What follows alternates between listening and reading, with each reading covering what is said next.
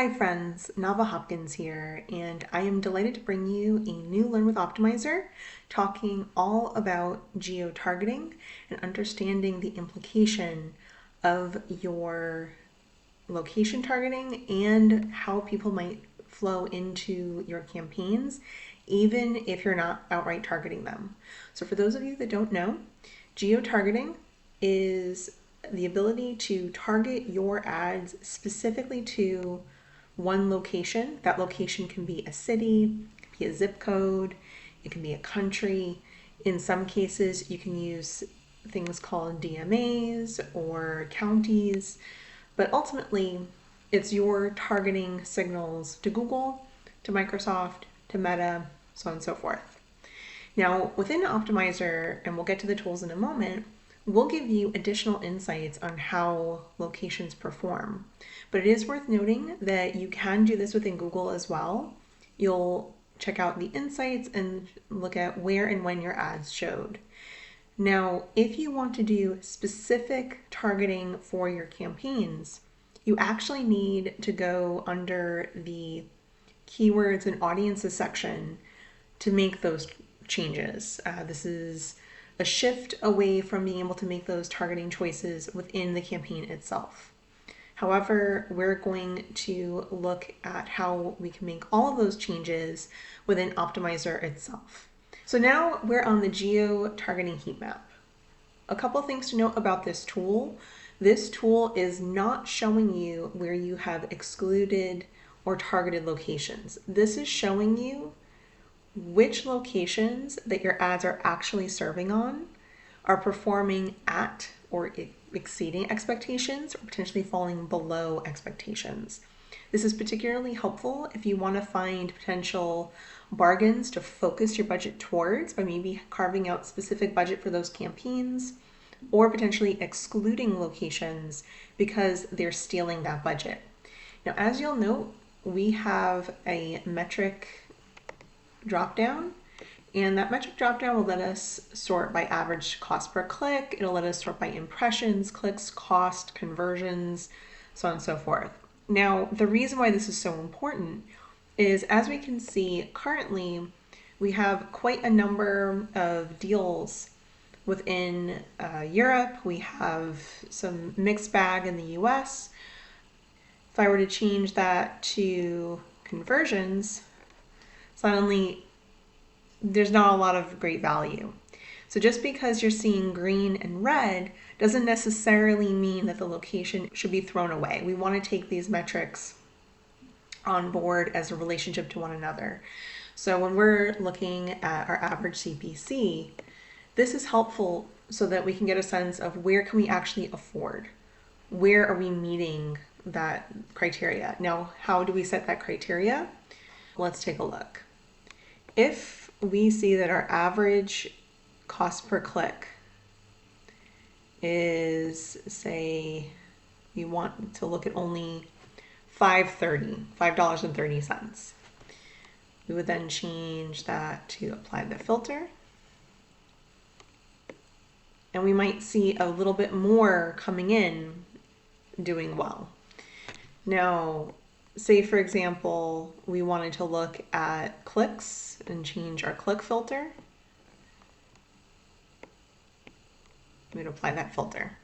You want to make sure that you're being very mindful about how much you're filtering, because you may end up with false positives or false negatives. As a general rule of thumb, your filters should reflect at least 30 days worth of data in order to make a decision on how to assess benchmarks. Now, if you are an Optmyzr Pro customer or above, you have access to the PPC benchmark tool, where you can get a sense of how you are doing compared to the entire book of business or compared to advertisers in your vertical. And I highly encourage you to check that out. For everybody else, as a general rule of thumb, looking at historical 30-day data at a minimum is a good sense, or rather will give you a good sense of what metrics to set for your filters when checking your location targeting and checking your locations. Now, as we can see, there's quite a number of locations that are in the red. There are a couple that are in the green. And we're able to see this based off of the region within the country. As a general rule of thumb, consider region as state or province as opposed to a generic kind of region, because some countries use state, some countries use province. So we use that generic region. That's where that will all fall into. Additionally, you're not going to be able to see all-time data. You're going to see the amount of data that you have set that you want to look through. As we can see, we have the last 30 days. Additionally, we're able to look at all networks. If you wanted to filter this even more, you could. And if we wanted to even apply some device segmentation to this, we could. We've gained a lot of insights and we've learned quite a number of things about how these campaigns perform. Now what do we do with it? Because we always want to have that go do. And this is where we're going to actually go to the rule engine. For those of you that don't know, the rule engine is a really powerful tool within Optmyzr. It lets you create if this, then that rules to automatically make changes on your behalf or to create reports so that you can make that change based off of that criteria. Now, I have made some adjustments, and for everyone here, you have the settings to our location specific scope. Now, with our location targeting, you're going to be able to make targeting changes, so to exclude locations. You also could apply bid adjustments for TROAS goals or for target CPA goals. So if you do want that TCPA to be a little bit more forgiving, that you allow for a more expensive lead, you might pick a location that maybe you're launching a new market, that's acceptable. On the reverse side, if you know that a market has to be a perfect CPA or even cheaper than your market average, or that the ROAS has to be exceptional, you might then set more aggressive TROAS or TCPA goals. Just as a reminder, the more aggressive the ROAS goal, the more exacting the CPA goal, the less volume you will receive from that location, because you're asking Google and Microsoft to be extra picky about that. Contrast that with friendlier CPAs, maybe a little bit looser CPA or more forgiving ROAS goals that are maybe a little bit lower, you're going to get more volume. So just bear that in mind, and remember that if you set ROAS goals and you do not provide conversion values, you're not taking full advantage of the tool. And I'll give a shameless plug, since we are to learn with Optmyzr about the segment scorer, to actually allow you to set specific rules based off of locations. If you have questions about that tool, check out the handy dandy write-up that's linked with this video. As we can see, we have a few rules set, and I'd like to take a little bit of time to explain them. The first is we have our impressions in the last 7 days that are greater than 10. That means that in the last 7 days, this location received 10 or more it received more than 10. This location received more than 10 impressions.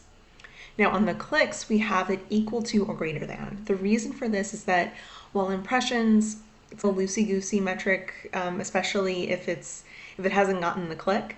Once that click has happened, you've spent money. So we want to really identify which locations are spending money that maybe are coming in at a more expensive auction price.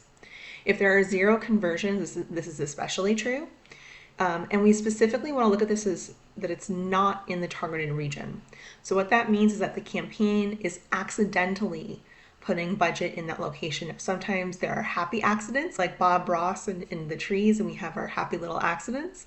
Other times those accidents are much more egregious, and you are not happy that you're spending your budget there. So this is where we then look at the average CPC in the region compared to the CPC of the campaign. So if the region CPC is equal to or greater than the average CPC of the campaign, that's a sign that we maybe want to exclude that location.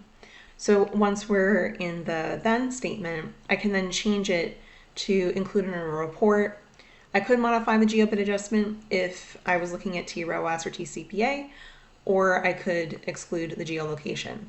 Now, in most cases, I personally like excluding locations that are more expensive than the average of the campaign if there are no conversions there. However, if you are a new product or service, or this is a new market, you may want to be a little bit more forgiving. So this is where having the report to let you check that will be super helpful. Now, it is worth noting that when you make these statements, this if this then that statements, it does require you to either be okay letting Optmyzr make the change or that you're okay getting those reports. Now, we also do have the disclaimer that's for any rule engine functionality that we want to exclude recent similar changes apply from the rule engine. If you are excluding geos for a region, you may decide that you want to leave that unchecked. If it's a report, however, you may decide that you don't want to keep getting that report. So it's just something to consider. We consider 7 days as recent and similar changes.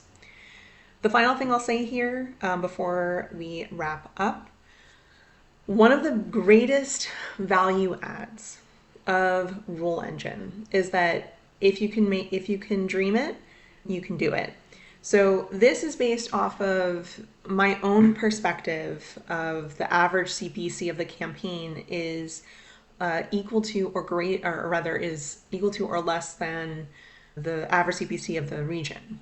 However, if I wanted to adjust that to look at not only the average CPC of the region versus the campaign, but maybe even the account, that there's going to be an account-wide CPC maximum that I really want to make sure I uphold, I can edit that and make that adjustment. It's worth noting that this is an expression.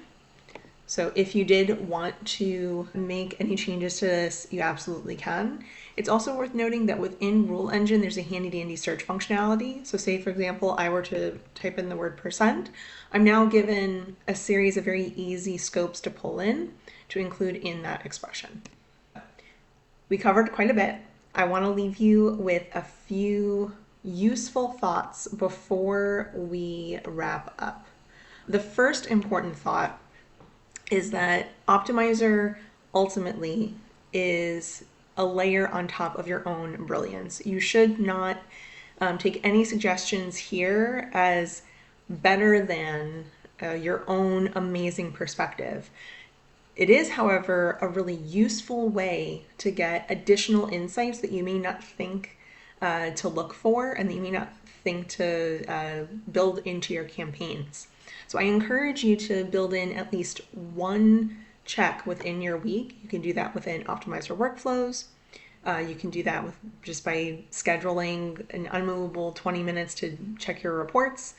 But build in that time to check which locations are winning for you and meeting those minimums, and which locations are maybe falling a little bit flat. The second mechanic to think about, location targeting offers you two options.